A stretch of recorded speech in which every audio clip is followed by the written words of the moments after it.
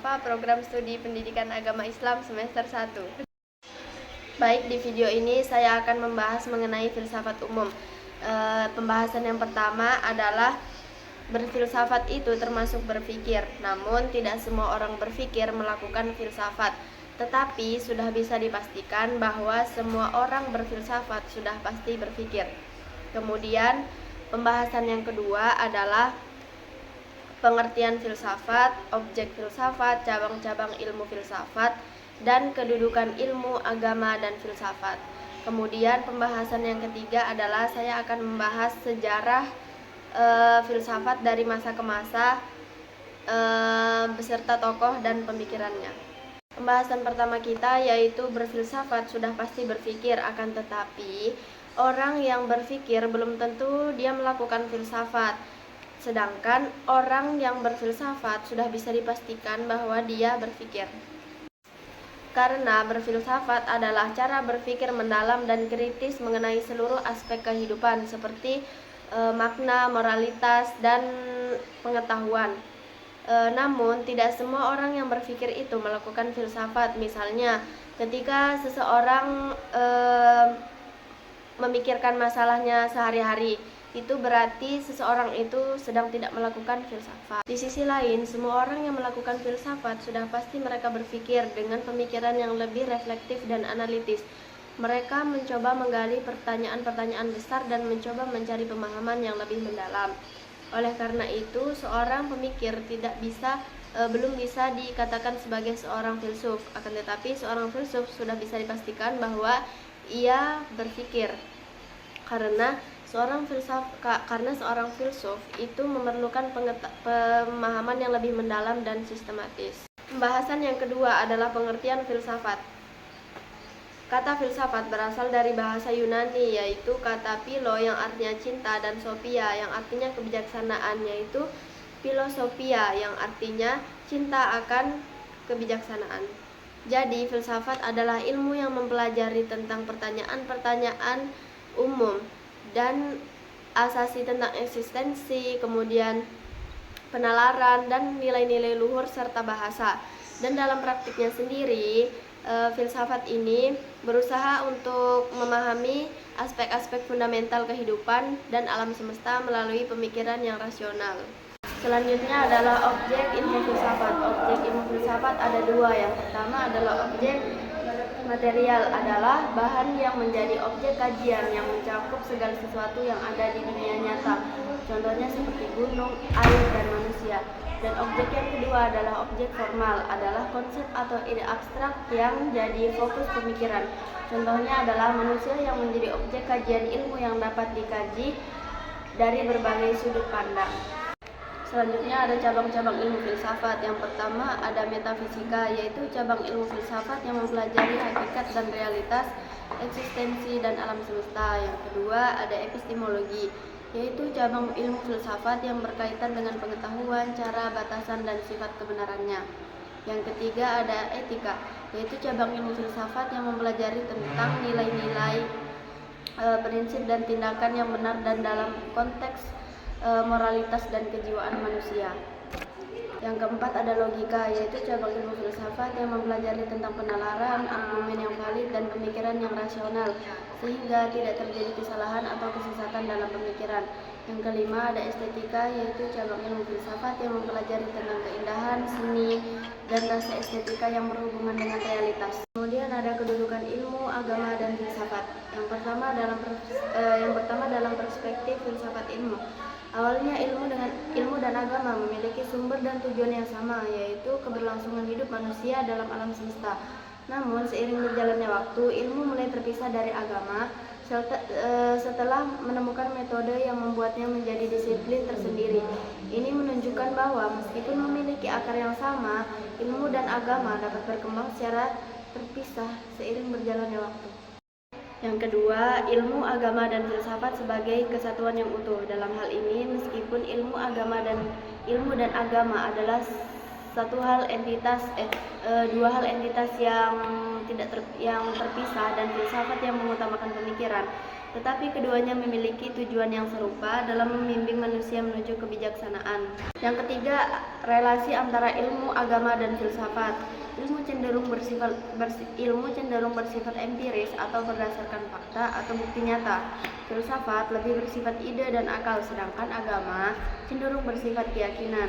Jadi kesimpulannya, ilmu, agama, dan filsafat memiliki hubungan yang kompleks dan saling melengkapi, meskipun memiliki perbedaan dalam pendekatan dan sifatnya. Ilmu, agama, dan filsafat dapat memberikan kontribusi berharga dalam pemahaman terhadap dunia. Pembahasan yang ketiga adalah sejarah filsafat dari masa ke masa, tokoh serta pemikirannya. Penjelasan yang pertama adalah filsafat di masa Yunani kuno, yaitu dimulai sekitar abad ke-6 sebelum Masehi, saat para filsuf pertama mulai mencari penjelasan rasional tentang alam dan kehidupan. Filsuf pertama seperti Thales yang berusaha menjelaskan alam semesta dengan alasan dan pengamatan, bukan mitos. Filsafat Yunani kuno memiliki beberapa ciri-ciri, di antaranya adalah: 1. Filsafat Yunani kuno ini muncul karena masyarakat Yunani bebas berpikir dan tidak terkekang oleh doktrin masyarakat. Yang kedua, filsafat Yunani kuno menggunakan akal budi untuk memahami dunia. Yang ketiga, membahas berbagai macam subjek seperti astronomi, matematika, kemudian etika, dan logika. Kemudian mematahkan mitos dengan mematahkan mitos yang menjadi pembenaran gejala alam. Tokoh dan pemikirannya adalah: yang pertama ada Thales, yang menjelaskan fenomena alam tanpa mengandalkan mitos, melainkan menggunakan rasio dan observasi. Pemikirannya ini menandai transisi dari pemikiran mitologis menuju pendekatan yang lebih rasional dalam memahami dunia. Yang kedua, ada Anaximander. Pemikirannya tentang apeiron yang memiliki pengaruh yang signifikan dalam perkembangan filsafat Yunani kuno. Beberapa cara pemikirannya yang mempengaruhi filsafat Yunani kuno adalah demitologisasi dan rasionalitas dan konsep dasar alam semesta. Yang ketiga ada Parmenides, yang pemikirannya bahwa ia memperjuangkan pemikiran yang menegaskan hanya ada satu entitas yang abadi dan tidak terbatas, atau realitas sejati, yang memandang suatu entitas tunggal yang konsisten dan tidak berubah, menegaskan bahwa pluralitas dan perubahan adalah ilusi. Yang keempat ada Zeno, yaitu yang menafsirkan dalam kaum Stoik, di mana Stoicisme mengajarkan bahwa tindakan-tindakan yang adil dan benar adalah bagian integral dari kehidupan yang baik dan bermakna. Tindakan alam kaum Stoik yang menekankan pentingnya kehidupan sesuai dengan alam semesta yang diatur oleh Logos. Yang kelima ada Pythagoras, yang pemikirannya serba matematis yang kemudian menguasai pengetahuan manusia pada awal abad modern. Pemikiran tersebut muncul sebagai reaksi dalam menentang kebenaran formal dan rasional yang justru tidak realistis. Yang keenam ada Heraklitos. Salah satu pemikirannya yaitu segala sesuatu itu mengalir, artinya tidak ada satupun hal di alam semesta ini yang bersifat tetap ataupun permanen, dan tidak ada sesuatu yang betul-betul ada. Jadi semua benda itu atau semua sesuatu itu sedang berada di dalam proses menjadi. Yang ketujuh ada Empedokles, yaitu pemikiran yang menegaskan bahwa demokrasi memberikan wawasan yang berharga dalam membangun sistem politik yang menghormati nilai-nilai demokrasi, mengatasi tantangan kontemporer, dan konsep demokrasi ini memberi aspirasi kesetaraan dan keadilan, kesetaraan dan kesejahteraan bagi semua warga negara. Kemudian yang kedelapan ada Anaxagoras, yang pemikirannya yaitu setiap benda, bahkan seluruh realitas di dalam semesta, tersusun dari sesuatu campuran yang mengandung benih di dalam jumlah tertentu. Kemudian yang kesembilan ada Demokritos, yang berpendapat bahwa atom adalah unsur-unsur yang membentuk realitas. Realitas sendiri terdiri atas banyak unsur, bukan hanya satu. Akan tetapi unsur tersebut tidak dapat dibagi-bagi lagi, dan karena itulah unsur tersebut diberi nama atom. Kemudian yang kedua adalah sejarah filsafat Yunani klasik. Sejarahnya, filsafat Yunani klasik ini berkembang pada abad ke-5 dan ke-4 sebelum Masehi. ditandai dengan pemikiran yang lebih rasional, di mana orang-orang Yunani mulai mencari keberadaan melalui akal pikiran. Filsafat Yunani klasik ini berkembang setelah masa filsafat Yunani kuno itu mengalami kemunduran.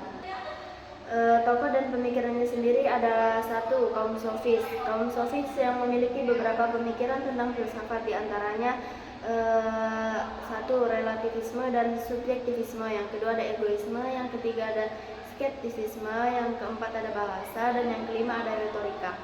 Kemudian yang kedua ada Gorgias. Pemikirannya tentang ketidakmungkinan manusia mengetahui sesuatu. Ada 3 jenis yang menjadi dasar argumentasinya, yaitu yang pertama, tidak adanya sesuatu apapun. Yang kedua, jikalau sesuatu itu ada, sesuatu itu tidak dapat dikenal. Dan yang ketiga, seandainya sesuatu itu ada, maka sesuatu itu pun tidak dapat dikomunikasikan kepada orang lain. Yang ketiga ada Socrates, yaitu pemikirannya mengenai hakikat dan kehidupan manusia. Ia mengubah filsafat yang tadinya dari filsafat alam menjadi filsafat manusia. Yang keempat ada Plato, yang pendapatnya bahwa filsafat adalah pengetahuan yang mencoba untuk mencapai pengetahuan tentang kebenaran yang asli, karena kebenaran itu hanya mutlak di tangan Tuhan. Yang kelima ada Aristoteles, pemikirannya tentang menganggap manusia sebagai retorika tradisional oleh para ahli retorika yang hidup pada awal abad ke-20. Yang keenam ada filsafat Helenisme, yang merupakan zaman peralihan dari masa Yunani kuno ke abad pertengahan sebelum masuknya agama Kristen. Zaman ini adalah zaman di mana jatuhnya peradaban Yunani. Dan yang ketiga adalah masa abad pertengahan. Sejarahnya adalah filsafat abad pertengahan berkembang dari abad ke-5 hingga awal Renaissance pada awal abad ke-13. Sejarah filsafat pada masa ini dapat dibagi menjadi 2 periode utama, yaitu satu, periode di Barat Latin, di mana periode ini adalah setelah abad pertengahan awal hingga ke abad 12. Pada periode ini, karya-karya dari Aristoteles dan Plato itu ditemukan kembali dan kemudian diterjemahkan dan dipelajari. Periode yang kedua adalah periode keemasan, di mana periode ini filsafat kuno diperoleh kembali dari para pemikir dunia berbahasa Arab dan berkembang signifikan di bidang filsafat agama, logika, dan metafisika. Kemudian tokoh dan pemikirannya adalah yang pertama ada Justinus Martyr, yang berpendapat bahwa filsafat Yunani tidak dapat dibandingkan dengan kebenaran yang diajarkan oleh Kristus. Yang kedua ada Clemens, yang berpendapat bahwa filsafat dapat mempersiapkan orang-orang untuk menerima kebenaran Kristus. Kemudian yang ketiga adalah Tertullianus, yang berpendapat bahwa banyak ajaran sesat yang muncul dari ketergantungan pada filsafat. Dan selanjutnya ada Augustinus, yang berpendapat bahwa waktu itu bersifat subjektif, hanya ada dalam persepsi manusia. Pemikirannya tentang hubungan antara iman dan akal serta penolakan terhadap filsafat yang tidak sesuai dengan teologi Kristen dan membentuk dasar bagi pemikiran Kristen di abad pertengahan.